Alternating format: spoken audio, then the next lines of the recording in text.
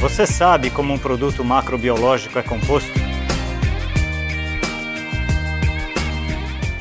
Um dos maiores desafios da indústria de ativos biológicos está em desenvolver metodologias de criação massal desses macro-organismos, como são chamados os insetos, ácaros e nematóides usados como ativos de controle biológico.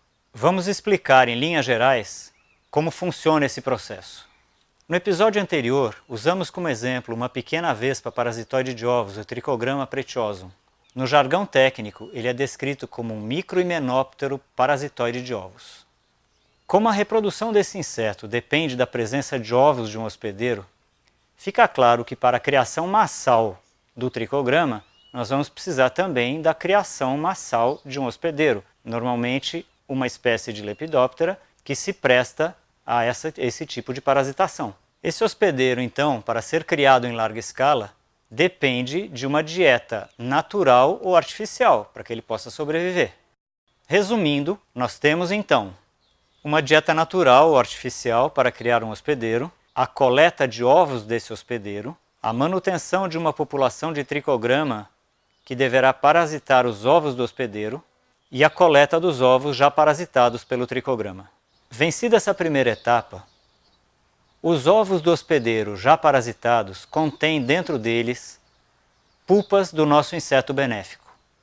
Agora nós precisamos fazer chegar ao campo esses ovos com as pulpas, de onde vão emergir os insetos adultos que vão promover o controle biológico na lavoura em questão. O controle da temperatura ambiente no local da parasitação nos permite determinar a taxa de nascimento de machos e fêmeas do parasitoide, assim como determinar a data prevista da emergência dos adultos. A forma de embalar esses ovos parasitados confere segurança ao processo de liberação. É a isso que chamamos de formulação quando se trata de agentes macrobiológicos de controle. Ao contrário do que nós já vimos com os microbiológicos, com produtos macrobiológicos nós temos muito pouca margem de manobra no que se refere à vida de prateleira. A refrigeração tem sido a forma mais comum de manter o ciclo do inseto em modo de espera, mas ainda assim há limites. No caso específico do trichograma, havia uma complicação adicional importante a ser resolvida.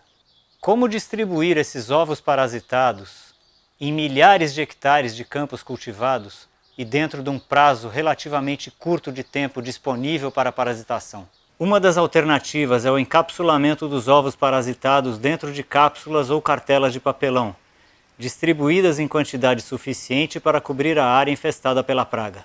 Mais recentemente, empresas do setor se aliaram a fabricantes de drones, desenvolvendo mecanismos para a liberação de cápsulas ou mesmo de ovos soltos na área total a ser tratada. Com a missão de voo previamente traçada e drones dotados de dispensers especialmente desenvolvidos, grandes áreas podem ser cobertas em prazo relativamente curto, sem uso de mão de obra, o que viabiliza o processo. Em áreas realmente extensas, o uso de aviões agrícolas, usando o mesmo tipo de dispenser, resolve o problema, cobrindo áreas ainda maiores num único dia. No caso de criação de predadores, algumas dessas espécies são generalistas, tendo no máximo uma preferência alimentar. A maioria, no entanto, atua sobre uma praga-alvo determinada. A vermiculita, material mineral leve e finamente particulado, é uma das alternativas para refúgio de predadores como ácaros, por exemplo. Além de refúgio, a vermiculita acaba servindo também como veículo da composição, ou seja, o elemento responsável por levar o agente de controle biológico até o ambiente onde ele irá desempenhar sua função. Para algumas espécies mais agressivas, ainda pode ser necessária a refrigeração como forma adicional de manter os insetos, digamos, mais calmos, até que eles cheguem ao campo onde realmente devem atuar. Um desafio adicional é determinar a quantidade de cada um desses macro-organismos que vai dentro da embalagem que é entregue ao produtor. Essa é uma exigência legal, mas também é uma necessidade para que se calcule a dose e a quantidade de frascos ou de embalagens que serão utilizadas para cada hectare de lavoura tratada. Tudo isso decorre da integração de diversos campos de conhecimento, do investimento em pesquisa e da avaliação de ensaios científicos que comprovam a eficiência da composição obtida quando utilizada comercialmente.